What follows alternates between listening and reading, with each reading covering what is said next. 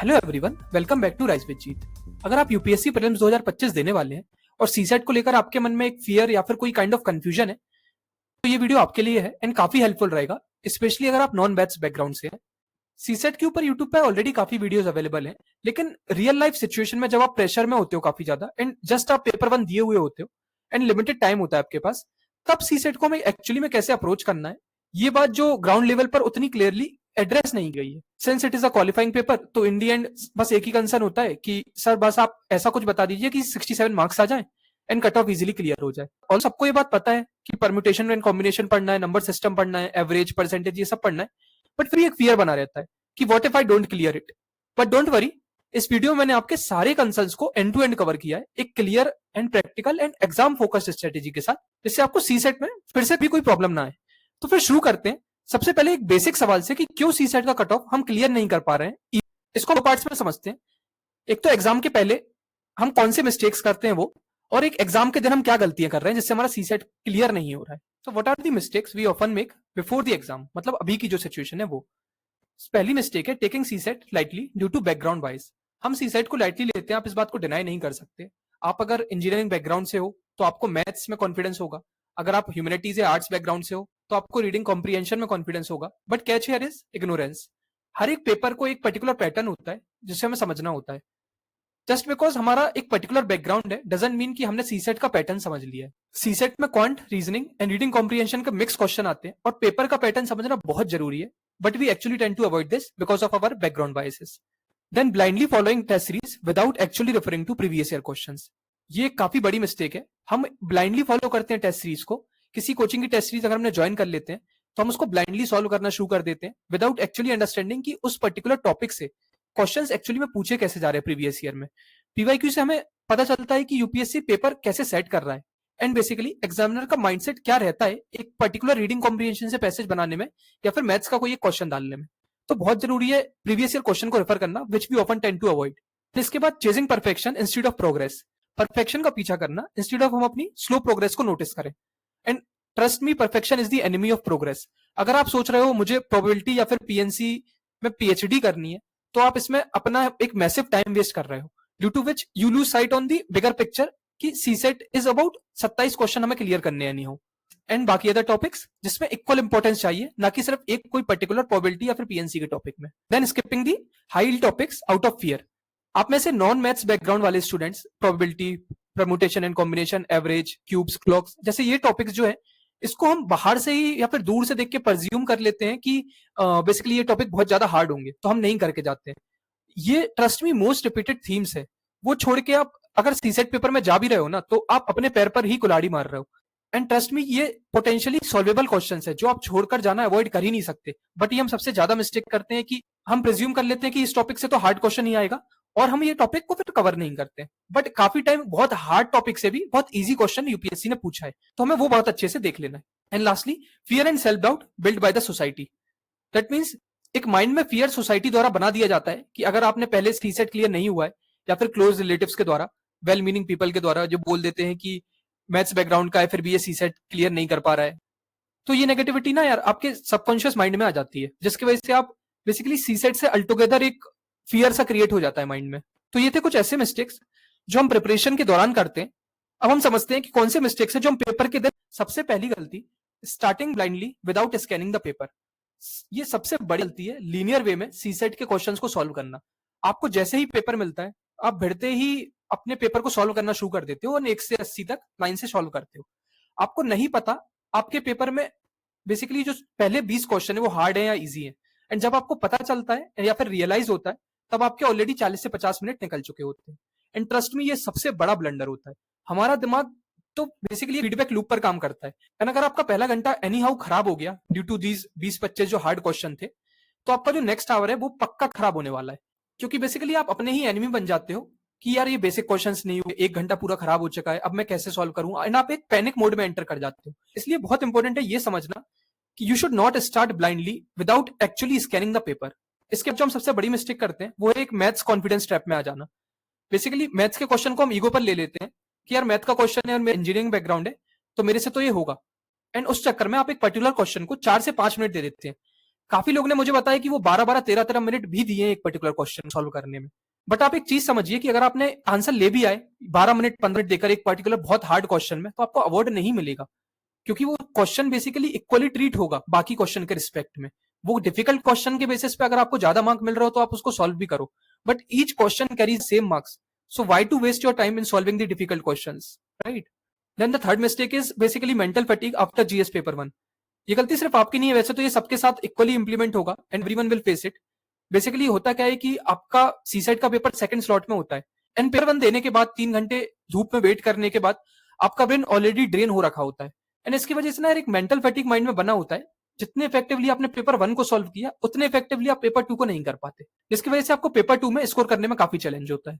And lastly discussing paper 1 during the break. Basically paper 1 and paper 2 के बीच में ना यार 3 घंटे का गैप होता है एंड आप अगर ये 3 घंटे के गैप में पेपर 1 को किसी फ्रेंड्स या फैमिली से डिस्कस कर रहे हैं, ऑनलाइन आप आंसर्स मिला रहे हैं कि कोई अगर आंसर आ चुका है और आप उससे मिलाना शुरू कर रहे हैं, तो इससे क्या होगा कि अगर क्वेश्चन सही है या गलत है तो इसकी वजह से आपके एक सबकॉन्शियस में ना एक इमेज क्रिएट होगी कि यार मेरा पेपर 1 कैसा गया है, अच्छा गया है, खराब गया, जिसका स्पिल ओवर इफेक्ट आपके पेपर 2 में आएगा। हमें कुछ भी करके ये चीज ट्राई करनी है कि हम पेपर 1 का स्पिल ओवर इफेक्ट पेपर 2 में नहीं आने दें। दोनों पेपर इंडिपेंडेंट है, दोनों पेपर को हम इंडिपेंडेंटली सॉल्व करेंगे, ये बहुत इंपॉर्टेंट है। सो ये कुछ मिस्टेक्स जो हम नोइंगली एंड अननोइंगली करते हैं and we should make sure that we are avoiding it. Now let us try to understand how to address these mistakes and how to approach CSAT paper during the exam day. So let us try to understand how to approach CSAT paper. हम इसको भी 2 part में break करेंगे। एक तो what to do in the next 10 days जो आपके पास अभी अवेलेबल है, एंड देन एग्जाम डे पर हमारी स्ट्रेटेजी एंड अप्रोच क्या होना चाहिए सीसेट पेपर को सॉल्व करने के लिए। Now what to do in the next 10 days covering all the 3 sections that is quant, reasoning and RC. तो यार देखो, सबसे पहले तो आप ये देखिए कि 3 पोर्शन होते हैं सीसेट में, right? Quant, reasoning and reading comprehension. हमें तीनों को ना इक्वल वेटेज देना है, क्योंकि यूपीएससी तीनों सेक्शन में कुछ इजी, कुछ मॉडरेट एंड कुछ हार्ड क्वेश्चंस डालेगा। अगर आप एक पर्टिकुलर सेक्शन को पकड़ के चलोगे कि यार मैं सिर्फ मैथमेटिक्स को फोकस कर रहा हूँ या फिर मैं सिर्फ रीडिंग कॉम्प्रिहेंशन को फोकस कर रहा हूँ, तो बेसिकली अगर आप एक सेक्शन को ही अगर आप फोकस कर रहे हो तो आपको उसमें तीनों डिफिकल्टी के लेवल मैनेज करने पड़ेंगे, राइट? लेकिन अगर आप तीनों सेक्शन को एक साथ देख रहे हो तो आपको हर एक सेक्शन के इजी क्वेश्चंस को पिक कर लेना है एंड 67 मार्क्स को स्कोर कर पाओगे। तो ये अप्रोच होना चाहिए बेसिकली सबसे पहले तो, कि covering all 3 section that is quant, reasoning and reading comprehension. ठीक है, ये नहीं कि सिर्फ एक पर्टिकुलर सेक्शन को उठा लिया एंड उस पर फोकस करना है। Then solve questions you are confident about.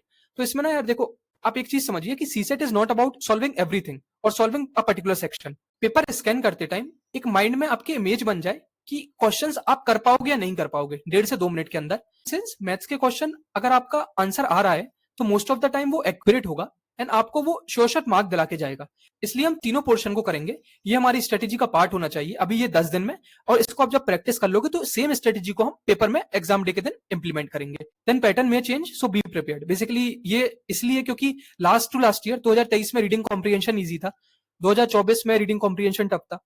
Now 2025 में क्वांट टफ हो सकता है बिकॉज 2024 में quant was relatively easy and reading comprehension was relatively tough. Alternate year का ऑफकोर्स ट्रेंड रहता है, but again UPSC is known for breaking its own pattern. So इसलिए हम तीनों पोर्शन को बहुत स्ट्रांगली और बहुत अच्छे से कवर करके जाएंगे। ये हमारी अप्रोच होनी चाहिए कि किसी एक पर्टिकुलर सेक्शन पर मैं ब्लाइंडली भरोसा नहीं कर लेना। Then break topics into small and manageable parts. छोटे छोटे टॉपिक्स को उठाओ, जैसे आज मैंने clock, calendar, family and blood relation, इसको मैंने 2-3 घंटे देकर एंड टू एंड खत्म कर दिया। फिर आप दोनों दिन 2 से 3 घंटे देकर नंबर सिस्टम को पूरा एंड टू एंड कवर कर लो। तो ऐसे छोटे छोटे मैनेजेबल चंक्स में हमें पूरा सिलेबस को डिवाइड कर लेना है और 10 दिन की हमें रणनीति बना लेनी है अपनी। ये नहीं कि हमें लेट्स से नंबर सिस्टम उठा लिया एंड 10 दिन हम सिर्फ नंबर सिस्टम में ही रखें, ऐसे नहीं करना है, राइट? देन इसके बाद focus on previous year question for practice. Question practice के लिए don't chase any new test series या फिर कोचिंग के कोई पर्टिकुलर मॉक्स। सिंपली आपको प्रीवियस ईयर क्वेश्चन लेना है, टॉपिक वाइज उनको सॉल्व करना है। रीडिंग कॉम्प्रिहेंशन जब आप बेसिकली सॉल्व कर रहे होगे तो आपको समझ आएगा कि एग्जामिनर के माइंडसेट में था क्या एक्चुअली। मुझे ये रीडिंग कॉम्प्रिहेंशन का पर्टिकुलर आंसर ए लग रहा है बट एक्चुअली में आंसर डी दिया है, तो ऑफिशियल आंसर कैसे अलग है आपकी थॉट प्रोसेस से, ये आपको समझना होगा।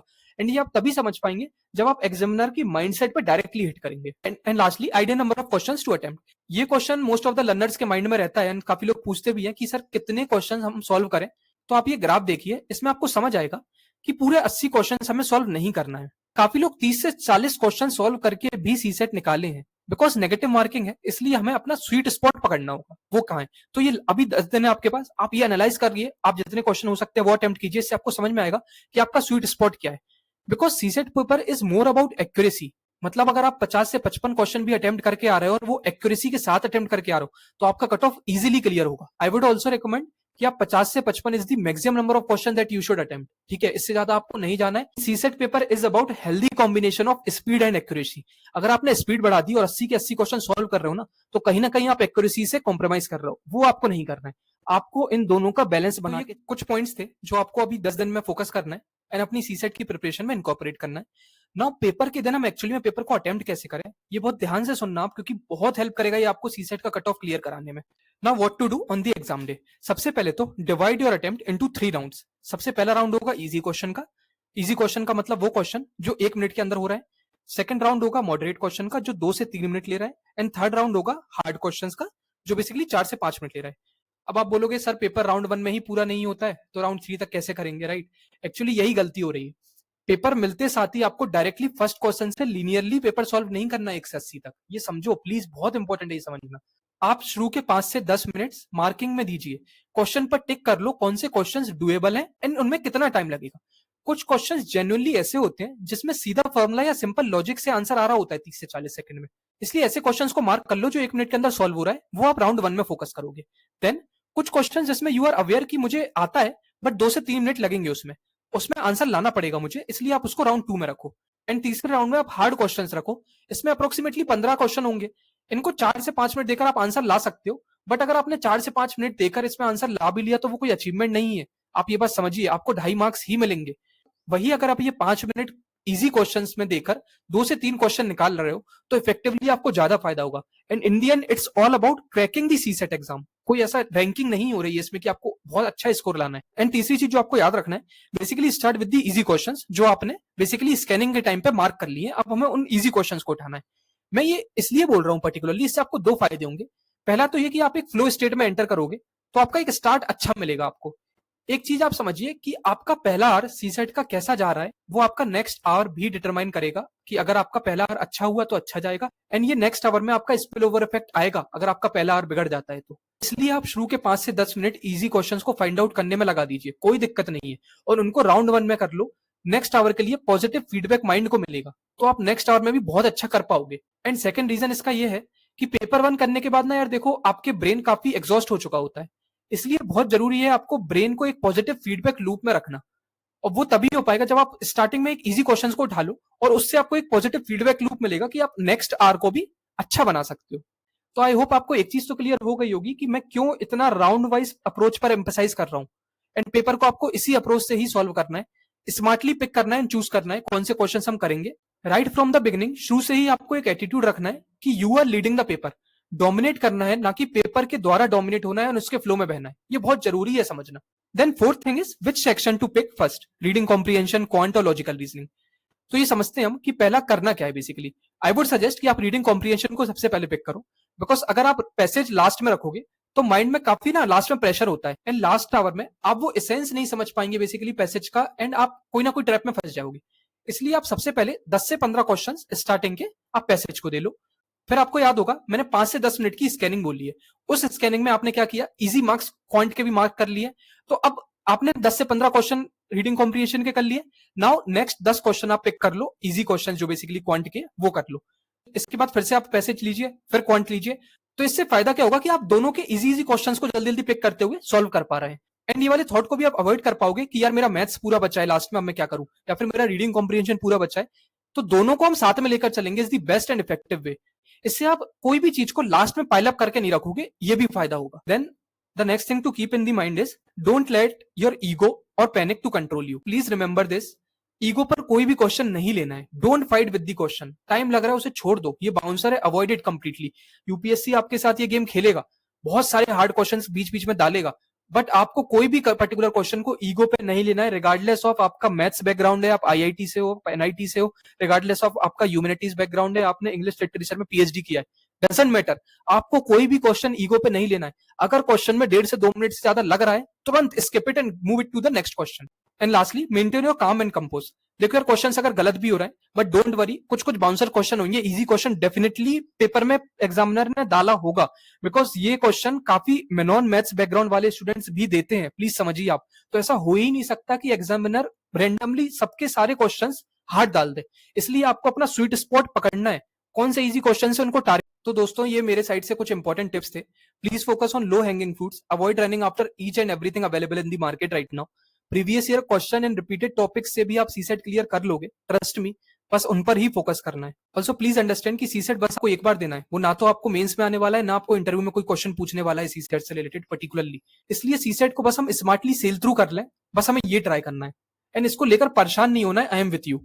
सेट क्लियर करना कोई रॉकेट साइंस नहीं है, ये सिर्फ एक स्मार्ट स्ट्रेटेजी एंड सिलेक्शन का गेम है। अपनी स्ट्रेंथ्स को आइडेंटिफाई करो, प्रीवियस ईयर क्वेश्चन से अच्छे से प्रैक्टिस करो, 50 से 55 नंबर ऑफ क्वेश्चंस अटेम्प्ट करना है, इस पर फोकस करो। राउंड वाइज अप्रोच को अडॉप्ट करना है, ईगो में कोई भी क्वेश्चन नहीं लेना है, कुछ भी हो जाए। एंड स्मार्ट सिलेक्शन करना है क्वेश्चंस का।